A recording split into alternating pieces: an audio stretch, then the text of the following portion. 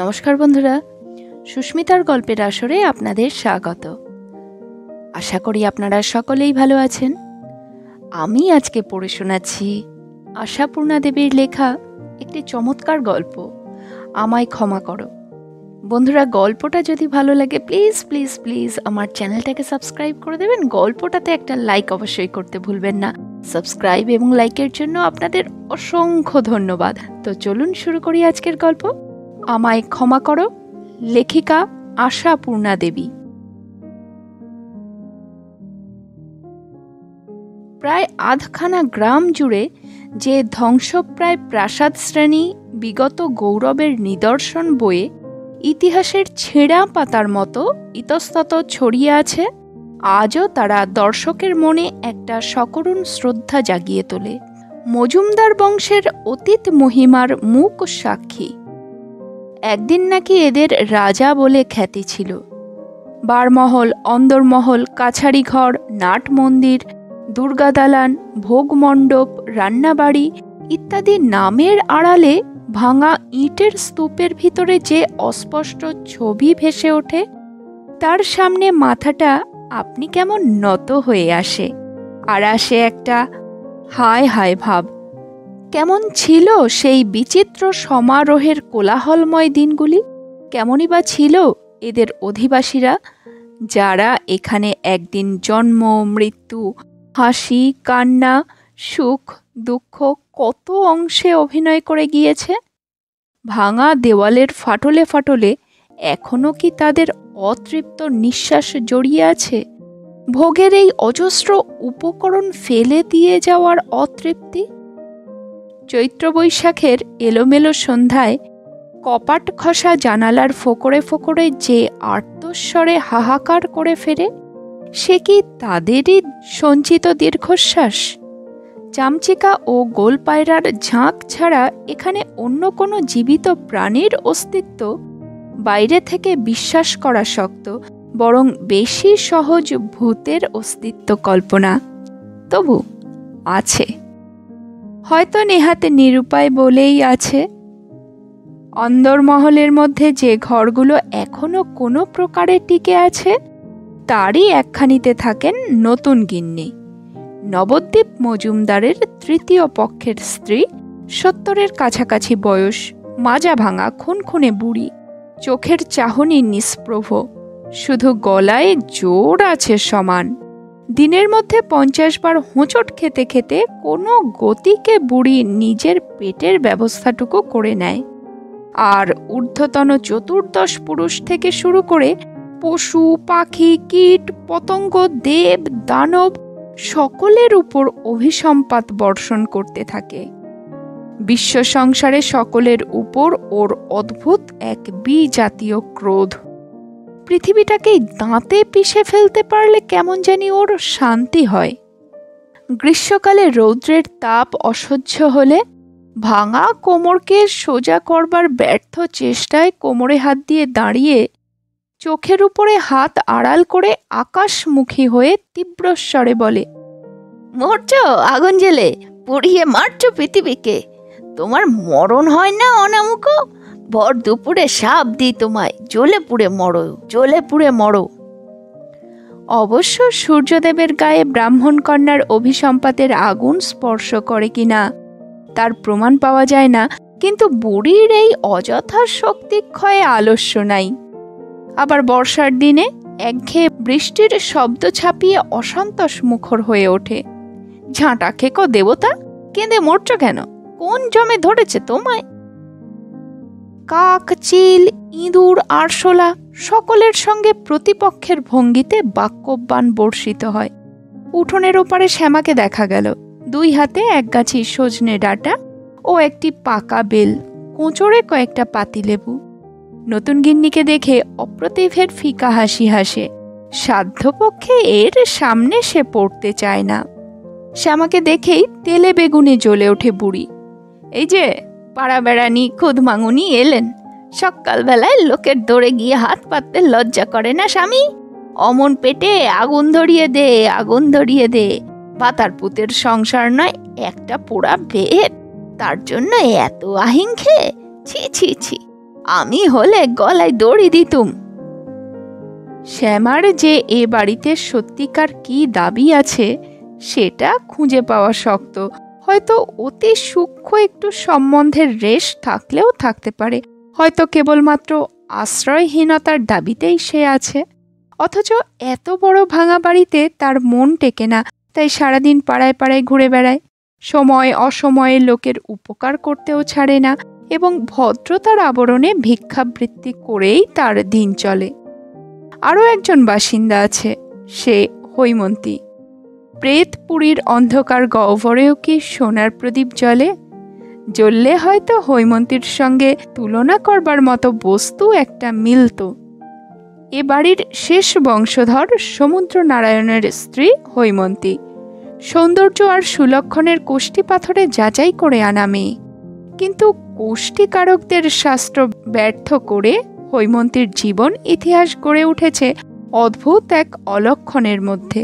নিতান্ত দরিদ্রের ঘর থেকে যখন এ বাড়িতে বধূ বেশে এসে দাঁড়ালো হৈমন্তী, তখনও বাজনার শেষে সুরের রেশের মতো এদের পূর্ব গৌরবের কিছু জের আছে। জীর্ণ জামিয়ারের আংরাখা গায়ে দিয়ে আর চওড়া কলকাপার শান্তিপুর ধুতি পরে দাদা শ্বশুর বিশ্বনারায়ণ রূপার থালায় 5খানি আকবরী মোহর দিয়ে কন্যা আশীর্বাদ করে এসেছিলেন। হৈমন্তী পশ্চিমের মেয়ে। দরিদ্র পিতার ঘর থেকে সে প্রচুর ঐশ্বর্য বয়ে আনতে পারেনি সত্য, কিন্তু এনেছিল অনবদ্য রূপ আর অপূর্ব সঙ্গীতানুরাগ। এদের বনেদি জমিদারের ঘরে মল পড়া নোলক পড়া অষ্টাঙ্গ গহনায় মোড়া মেয়েদের মাঝখানে হৈমন্তী যেন একটা আবির্ভাব। তা সমুদ্র তার মান রেখেছিল। সনাতন নিয়মের গণ্ডি কাটিয়ে তার জন্য রেখেছিল অনেকখানি আকাশ, অনেকটা আলো। কিন্তু কয়দিনই বা?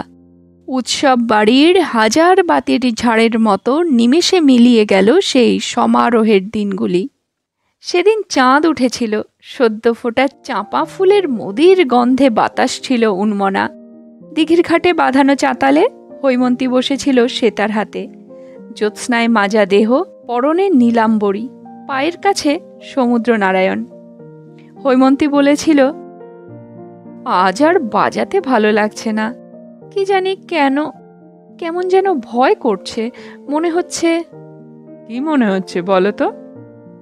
মনে হচ্ছে এত সুখ বুঝি সইবে না। বুকের ভেতরটা কেমন যেন করছে। মনে হচ্ছে এই বুঝি সব শেষ। নিবিড় আলিঙ্গনের মধ্যে কথার শেষ হারিয়ে গিয়েছিল। সমুদ্র হেসেছিল, হেসে বলেছিল, বুকের এত কাছে থেকে ভয় কেন হৈম? কিসের ভয়? ওটা দক্ষিণে হাওয়ার গুণ। কবিরা তাই বলেন মাতাল বাতাস। তোমার সেই সুরটা বাজাও, সেদিন যেটা ছাদে বসে বাজালে। হৈমন্তী ধীরে ধীরে বাজনাটা তুলে নিয়েছিল, কিন্তু হাত খুলল না। সুর কেটে গেল বারবার। কাতরভাবে বলেছিল, আজ থাক, শুধু তুমি আমার আরো কাছে এসো, খুব কাছে। আরো কাছে? সমুদ্র হেসে ফেলেছিল, কিন্তু হাসির সুর মিলাবার আগে বাড়ির ভিতর থেকে ঊর্ধ্বশ্বাসে ছুটে আসলো ক্ষীরদাঝি। দাদাবাবু, সর্বনাশ হয়েছে। কি রে ক্ষীরদা, ব্যাপার কি? ইন্দির দাদাবাবু নাকি বাগদিপাড়ায় গিয়ে কি কেলেঙ্কারি করেছিল। তারা পাড়া ঝেঁটিয়ে লাঠি নিয়ে তেড়ে এসেছে। মুহূর্তে মাথার ভিতর আগুন জ্বলে উঠল। আবার এই কাণ্ড? এই সেদিন ইন্দ্রের জন্য কত হাঙ্গামা, কত অপমান সইতে হলো। পুলিশকে আক্কেল সেলামি দিতে গিয়ে সমুদ্রের উঁচু মাথাটা হেঁট হয়ে গিয়েছিল। পিসির ছেলেকে নিয়ে নিত্য এত ঝঞ্ঝাট পোহানোর দায় কিসের? বাড়ির মধ্যে ঢুকতেই ভীত ইন্দ্রনাথ ছুটে এসে কাতরভাবে বলল, ছোটদা, তোমার পায়ে পড়ি, বাঁচাও, ওরা আমাকে খুন করে ফেলবে। ওরা? ওদের হাতে পড়বার আগে আমি তোমায় খুন করব, রাস্কেল। আচমকা একটা ধাক্কা খেয়ে ইন্দ্র উঁচু রোয়াকের উপর থেকে ছিটকিয়ে পড়ল শান বাঁধানো উঠোনে। আশ্চর্য, পড়ল আর উঠল না। সমুদ্রকে জব্দ করবার জন্য সত্যি খুন হয়ে গেল ইন্দ্র। জোয়ান ছেলে, স্বাস্থ্য সবল দেহ, এতটুকু উঁচু থেকে পড়ে মরে যায়? হয়তো আশঙ্কা আর উত্তেজনায় স্নায়ু শিরা টান হয়েছিল। এতটুকু আঘাতেই ছিঁড়ে খান খান হয়ে গেল। এখনো সে দৃশ্য চোখের উপর ভেসে ওঠে হৈমন্তীর। উঠোনের মাঝখানে ইন্দ্রের মৃতদেহ ঘিরে বাগদি প্রজাদের নীরব জনতা। একজনের হাতে একটা মশালের আলো দপদপ করছে। দুরন্ত বাতাসে তার সঞ্চরণশীল আলো ছায়ায় সমুদ্রনারায়ণ মুহূর্তে মুহূর্তে যেন হারিয়ে যাচ্ছে। চাঁদ বোধ করি তখন অস্ত গিয়েছে। কেমন করে সেই বাগদিদের সাহায্যেই লাশ সরানো হলো, কেমন করে তাদের নির্বন্ধে সেই রাত্রেই সমুদ্র গ্রাম ছাড়া হয়ে ফেরার হলো, সেসব কথা এখন আর হৈমন্তীর বোধ করি ভালো করে মনে পড়ে না। শুধু সমুদ্রের শেষ কথাটা মনে পড়ে। পুলিশের হাতে ধরা দেবার সাহস খুঁজে পাচ্ছি না হৈম। তোমাকে বিধবা করতে পারবো না তোমায় ফেলে মরতে। তাই দীর্ঘ 1 যুগ বৈধব্য আর সাধব্যের অদ্ভুত ত্রিশঙ্কুলকে কাটিয়ে আসছে হৈম। আর মাস 2 গেলেই সিঁদুর মুছে থান পড়বার ব্যবস্থা। 1 যুগ কেটে গেলে নাকি নিরুদ্দিষ্ট ব্যক্তিকে মৃত বলে গণ্য করতে হয়। 18 বছর থেকে 30 বছরের দরজায় আসতে যে দীর্ঘ পথ অতিক্রম করতে হয়েছে হৈমন্তীকে, সে কি এতই ক্লান্তিহীন? খুনের স্ত্রী, ফেরারি আসামির স্ত্রী, এই ঘৃণ্য পরিচয় নিয়ে এতদিন বেঁচে আছে হৈমন্তী কি হিসাবে? হয়তো মরে যাবার সাহস সে খুঁজে পায়নি। সমুদ্র যদি কোনোদিন ফিরে আসে, যদি ডাক দেয়, সাড়া দেবে কে? শবরীর প্রতীক্ষার মতোই বুঝি ধৈর্যহীন প্রতীক্ষা হৈমন্তীর। তবু এ বাড়িতে টিকে থাকা আশ্চর্য বই কি। কেবলমাত্র শ্যামা আর নতুন গিন্নির মতো লোকের আবহাওয়ায় হৈমন্তীর মতো মেয়ে এতদিন কাটালো কেমন করে, যেখানে রুচি, প্রবৃত্তি, শিক্ষা পদে পদে ব্যাহত হতে থাকে। দারিদ্র্য সহ্য করা সহজ, কিন্তু নির্লজ্জ নগ্নতা সহ্য করা কঠিন নয় কি? সমুদ্রের ফটোটায় টাটকা মালা গাছটি পরিয়ে বাসি মালাটি খুলে জলে ভাসিয়ে দেওয়া হৈমন্তীর নিত্য কাজ। নতুন গিন্নির যে সে কথা জানা নেই এমন নয়, তবু খিড়কির দরজায় হৈমন্তীর শাড়ির পায়ের শেষাংশটুকু মিলিয়ে যাওয়ার সঙ্গে সঙ্গেই নতুন গিন্নি ওদিককার দালান থেকে চিৎকার করে শ্যামাকে প্রশ্ন করেন, মিম সাহেবটি কোথায় হাওয়া খেতে বেরোলেন লা স্বামী? কি জানি, দিঘিতে বুঝি? কি জানি খিলা, জানিস না তুই নেকা? বলে চোরের সাক্ষী গাট কাটা আর সুরের সাক্ষী মাতাল। কিন্তু এও বলি মা, ঘরের বউ ফুরুত ফুরুত করে বাড়ির বাইরে বার হওয়া কি জন্য? মালা গাচ্ছেন, ফুল ভাসাচ্ছেন, কতই রঙ্গ জানেন। এই তো আমার 16 বছর বয়সে স্বামী গিয়েছিল, বলুক দেখিনি কেউ কোনোদিন কোনো আদিক্ষেতা করতে দেখেছে? তাকে 16 বছর বয়সে দেখবার সৌভাগ্য যাদের হয়েছিল তারা অবশ্য কেউই এখন উপস্থিত নেই। তবু শ্যামা তোষামদের ভঙ্গিতে সায় দেয়, তোমাদের সঙ্গে কার তুলনা দিদিমা? দিদিমা বিরক্ত কুঞ্চিত মুখে বলে ওঠেন, খোসামত করিস নে স্বামী, খোসামত শুনলে গা জ্বলে যায়। নিঃশঙ্ক পথিককে এইরকম আকস্মিক আক্রমণ করে বসা তার স্বধর্ম। শ্যামা অপ্রতিভ মুখে বসে থাকে, চট করে উঠতে পারে না এবং আলোচনাটা ভিন্ন খাতে বওয়াতেই বোধ করি একটা নতুন সংবাদের অবতারণা করে। সকালবেলা আমাদের দিঘির ঘাটের ওদিক থেকে আসতে একটা মানুষ দেখলাম দিদিমা, কোট পেন্টুল পরা লম্বা জোয়ান লোকটা, কুড়াই হবে নাকি কে জানে, বকুল গাছের ওদিকটায় ঘোরাঘুরি করছিল দেখে কেমন ভয় করতে লাগলো। পালিয়ে আসতে পথ পাই না, মনে হলো নতুন এসেছে গায়ে।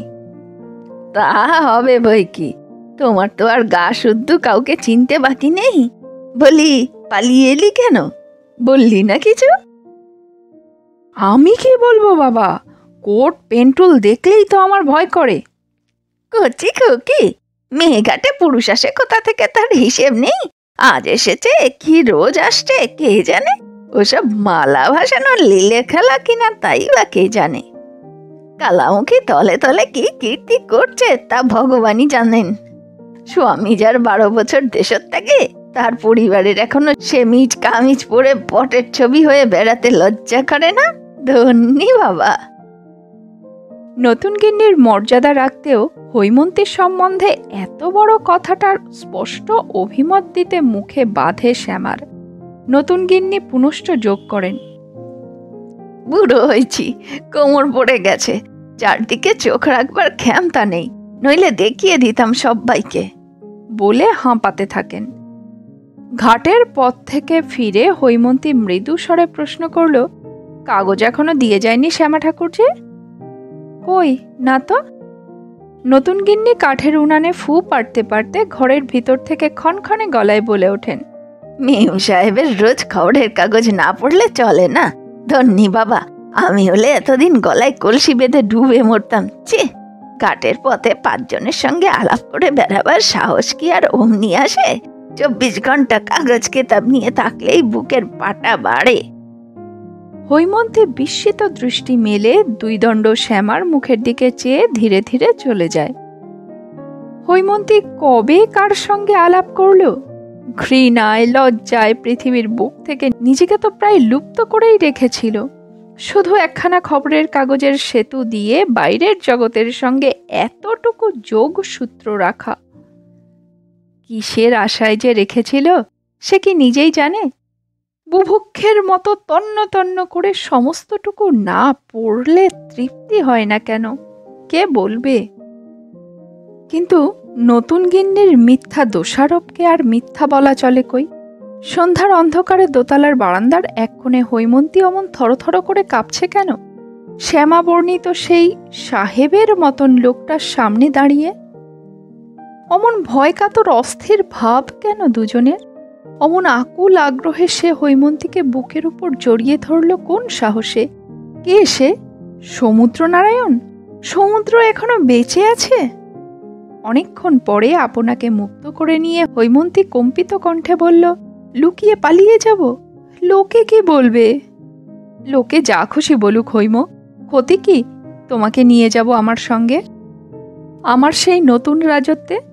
জঙ্গল কেটে যেখানে গড়ে উঠেছে আমার নতুন শহর, সেইখানে নতুন করে গড়ব আমাদের সংসার। সেখানে আমি সমুদ্র নই, আমি মিস্টার মুখার্জি। নাম বদলেছ? বদলাবো না? বারে, পুলিশের ভয়ে নিজেকে তাড়িয়ে নিয়ে বেরিয়েছি পৃথিবীর এক প্রান্ত থেকে অন্য প্রান্তে। তুমি যখন চাঁদের আলোয় ঘুমিয়ে থেকেছ, আমি তখন প্রচণ্ড রৌদ্রে ছোটাছুটি করেছি কুলি মজুরের কাজ নিয়ে। দীর্ঘকাল জাপানে আমেরিকায় কাটিয়ে অনেক ভাগ্য বিপর্যয়ের মধ্যে দিয়ে অবশেষে সমুদ্র কেমন করে আজ একজন প্রতিষ্ঠাপন্ন ফরেস্ট অফিসার হয়ে বসেছে, সঞ্চয় করেছে প্রচুর অর্থ, তারই ইতিহাস শোনাতে বসে হৈমন্তীকে। পাহাড়ের কোলে জঙ্গল ঘেঁষে তাদের বাড়িখানি, আরামের আর বিলাসিতার সমস্ত উপকরণ এনে বোঝাই করেছে হৈমন্তীর জন্য। শুধু হৈমন্তীকে ঘিরে তার এতদিনের স্বপ্ন আর সাধনা। একবারও তো খোঁজ নিলে না যদি মরে যেতুম? কখনো না। আমি নিশ্চয়ই জানতাম হৈম, আবার আমাদের দেখা হবে, আমার তপস্যা ব্যর্থ হবে না। হৈমন্তী ও সমুদ্রের মতো অমন সুন্দর করে বলতে চায়, কিন্তু বলতে পারে না, বুকের ভিতর মাথা রেখে কাঁদতে পারে শুধু। কান্না আর কথার মধ্যে দিয়ে রাত্রি গভীর থেকে গভীর হতে থাকে। শেষ রাত্রে হৈমন্তীকে নিয়ে পালিয়ে যাবে সমুদ্র। রোমাঞ্চকর সেই কল্পনায় মুখর হয়ে ওঠে সে। পরের বউ নিয়ে পালানোতে তো নতুনত্ব নেই হৈম, তাই নিজের বউ নিয়ে পালাবো আমি। বেশ চমৎকার মৌলিক হবে না ব্যাপারটা? তুমি এমন কাঁদছো কেন বলো তো? কত পাহাড় জঙ্গল ডিঙিয়ে, কত অগাধ সমুদ্র পার হয়ে তোমার কাছে ফিরে এলাম, সারা রাতটুকু কেঁদেই নষ্ট করবে? আচ্ছা, এদিকে কেউ এসে পড়বে না তো? এতদিন পরে আবার ধরা পড়তে রাজি নই কিন্তু। কেই বা আছে? নতুন ঠাকুমা সিঁড়ি উঠতে পারেন না, শ্যামা ঠাকুরজির ভূতের ভয়, সন্ধে হলে ঘরের বার হয় না। তাহলে আজ রাতটুকু নির্ভয়ে আশ্রয় পেতে পারি তোমার ঘরে। ঘরে খিল লাগিয়ে সাবধানে আলো জ্বালে হৈমন্তী। ঘরের চেহারাটা প্রায় একই রকম রেখেছে দেখছি, কি আশ্চর্য লাগছে হৈম। সেই পালঙ্ক, সেই আয়না, সেই দেরাজ, সেই ছবি, আলমারি, সেই জানালা দিয়ে চাঁদের আলো এসে পড়েছে তোমার মুখে। সেই তুমি প্রায় তেমনি সুন্দরী রয়ে গেছো, যেন কিছুরই পরিবর্তন ঘটেনি তোমার জীবনে, যেন আমি এই কিছুদিনের জন্য শুধু বিদেশ ঘুরে এলাম, অথচ কত ঝড় বয়ে গেল আমার জীবনে। টুকরো কথা, টুকরো হাসি। এ ছবি কার? গুরুদেব টেব নয় তো? কি আশ্চর্য, এই হতভাগার ছবিতেও মালা ঝোলে। নিলাম এটা আমি, আজ আমার পাওনা। এই বিশ্রী খাকির পোশাকে ফুলের মালা মানায় না, কি বলো? কাপড়, ধুতি? ধুতি কি আমি শার্টের পকেটে নিয়ে বেড়াচ্ছি? তুমি দেবে? আমার জামা কাপড় তুলে রেখেছ এতকাল ধরে। হইমো, হইমো, তুমি কি কাউকেই দেখা দেবে না? নতুন ঠাকুমা, শ্যামা, ক্ষীরদা, কাউকেই বলবে না? পাগল হয়েছ? বললে চাপা থাকবে না, স্টেশনে স্টেশনে হুলিয়া বেরিয়ে যাবে। তার চেয়ে রূপকথার রাজপুত্তর পক্ষীরাজ ঘোড়ায় চেপে এসে রাতারাতি দক্ষিণী রাজকন্যাকে নিয়ে উধাও। দেখছো, খুব বুড়ো হয়ে যায়নি কিন্তু হইম? এত সুখ কি সত্যি আমার জন্য তোলা ছিল? কথার শেষ নেই, রাত্রির শেষ আছে। পাণ্ডুর চাঁদের ফ্যাকাশে হলদে আলো ভোরের নতুন আলোর কাছে সহসা কোন ফাঁকে আত্মসমর্পণ করে বসবে কে জানে। হয়তো একটু তন্দ্রা এসে গিয়েছিল। তাড়াতাড়ি উঠে পড়ে সমুদ্র হৈমন্তীকে ডেকে তোলে। মিসেস মুখার্জি, উঠুন উঠুন, তৈরি হয়ে নিন, 4:40 ট্রেন ধরতে হবে। অবাক হয়ে তাকাচ্ছ কি? মনে নেই আমি আর শ্রীযুক্ত সমুদ্রনারায়ণ মজুমদার নই, আমি মিস্টার এন মুখার্জি। কাজেই তুমি মিসেস মুখার্জি। তোমার ওই আধখানা ধুতির মতো বিশ্রী শাড়িটা আমার ভারী খারাপ লাগছে, কিন্তু ভালো একটা কিছু পরে নাও চট করে। ভালো আর কি আছে? হৈমন্তী ম্লান হাসে। আশু বৈধব্যের জন্য প্রস্তুত হতেই চওড়া পাড় শাড়ি অনেকদিন সে ছেড়েছে। তবে থাক, যা আছে থাক, মনের স্বাদ মিটিয়ে সাজাবো এরপরে। শুধু দেরি করে ফেলো না লক্ষ্মী রানী আমার, সকাল হয়ে গেছে, ভাবো অবস্থাটা। হৈমন্তী শূন্য দৃষ্টি মেলে চারদিক চেয়ে দেখে। এই তার চিরপরিচিত আবেষ্টন, তার ধ্যানের দেবতা, সুচিস্মিত নির্মল জীবনখানি এই মুহূর্তে ত্যাগ করে যেতে হবে? শুধু মালা গেঁথে ফুল ভাসিয়ে বাকি জীবনটুকু কাটানো যায় না? সহসা সমুদ্রের এই রূঢ় পোশাক পরা বলিষ্ঠ দীর্ঘ চেহারাখানা হৈমন্তীর নির্জন একক শয্যায় কেমন বেমানান, অসুচি লাগে। হৈমন্তীর জীবনে সমুদ্র কি অবান্তর নয়? সত্যকার রক্তমাংসে গড়া সমুদ্র পুরুষের দাবি নিয়ে যে ডাক দিল। ছবি নিয়েও তো এতদিন কাটছিল মন্দ নয়। রাত্রি প্রভাতের সঙ্গে সঙ্গে হৈমন্তীকে লোকে কি বলবে? শ্যামা, ক্ষীরদা যখন পাড়ায় পাড়ায় রটিয়ে আসবে হৈমন্তীর নিরুদ্দেশের খবর। আমায় ক্ষমা করো। কে বলল? হৈমন্তী সমুদ্রের পায়ের কাছে উপুড় হয়ে পড়ে যে ফুলে ফুলে কাঁপছে। হতবুদ্ধি সমুদ্র শুধু প্রশ্ন করতে পারে, যাবে না? আমায় ক্ষমা করো। কি আশ্চর্য বলছো কি তুমি? সিদ্ধির দরজায় এসে আমার সমস্ত সাধনা ব্যর্থ হয়ে যাবে? হৈম, পাগলামি করো না। তবে তুমি পরিচয় দিয়ে দিনের আলোয় নিয়ে চলো। তার মানে সাধ করে ফাঁসির দড়ি গলায় পড়ি। রাত্রের অন্ধকারে লুকিয়ে যাবার সাহস তোমার নেই, আমার সঙ্গেও না।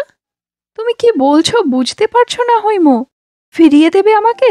মিথ্যা দুর্নামকে এত ভয়? আমায় ক্ষমা করো। হ্যাঁ, সমুদ্র ক্ষমা করেছিল বই কি। রাত্রির অন্ধকারে নিঃশব্দে মিলিয়ে গিয়েছে সমস্ত ভবিষ্যতের সম্ভাবনা মুছে দিয়ে। কিন্তু হৈমন্তী এ কি করল? মাতালের মতো কতক্ষণ পড়েছিল কে জানে। হুশ হলো শ্যামার তীক্ষ্ণ ব্যঙ্গের সুরে বলল, বৌদি কি আজকাল বুট পরে বিড়ি সিগারেট খেয়ে বেড়াচ্ছ নাকি? সারা দালানে জুতোর ছাপ, দেশলাই কাঠি, পোড়া সিগারেট, বাকি আর কিছুই রইল না। জড়ি পেরে ধুতি চাদরও কি রাত বিরতে পড়ো নাকি বৌদি? হ্যাঁ গোবিন্দ, নতুন দিদিমা বোঝে ঠিক। খানিক পরে উদ্দাম হয়ে ওঠে নতুন গিন্নির কণ্ঠস্বর। খবরদার বলে দিচ্ছিস আমি, ও যেন লক্ষ্যের ঘরের ছায়া মারাতে না আসে। ঠাকুর দালানের পৈঠে পা যেন না ঠেকায়। মাথা মুড়িয়ে ঘোল ঢেলে দূর করে দিতে হয় অমন বউকে। বুকে বসে দাঁড়িয়েও পুরানো, হরিনারায়ণ মজুমদারের ভিটেতে এখনো সন্ধে পেদিম পড়ছে। এত অনাচার ধর্মে সইবে না, ধর্মে সইবে না।